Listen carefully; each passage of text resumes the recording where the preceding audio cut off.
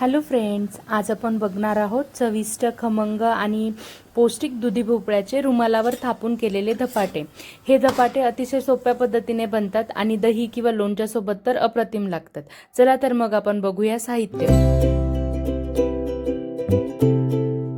बेसन पीठ, ज्वारीचं पीठ, गहू पीठ, तांदळाचं पीठ, मीठ, धने पावडर, जिरे पावडर, ओवा, सुहानाचा किचन किंग मसाला, तीळ, कसुरी मेथी, चिमूटभर हिंग, दुधी भोपळा, 14 ते 15 लसूणच्या पाकळ्या, 1 इंच आलं आणि हिरव्या मिरच्या आणि कोथिंबीर। तर आपण काय केलं, दुधी भोपळा आहे ना हा किसून घेतला आणि मिक्सरमध्ये म्हणजे किसून पण घेऊ शकता किंवा मिक्सरमध्ये तुम्ही बारीक करून घेऊ शकता। हिरवी मिरची, आले लसूणची जाडसर पेस्ट बनवली आणि हे सर्व साहित्य मी एकत्र त्याचं पीठ मळायचं। पाणी बिलकुल घालू नका कारण भोपळ्यात भरपूर पाणी असतं। आणि ओल्या मलमलच्या रुमालावर धपाटे थापा। आता मी पुढे दाखवते की कसं करायचं। आणि गरम तव्यावरती खमंग भाजून घ्यायचे। दही किंवा लोणच्यासोबत ते तुम्ही एन्जॉय करू शकता।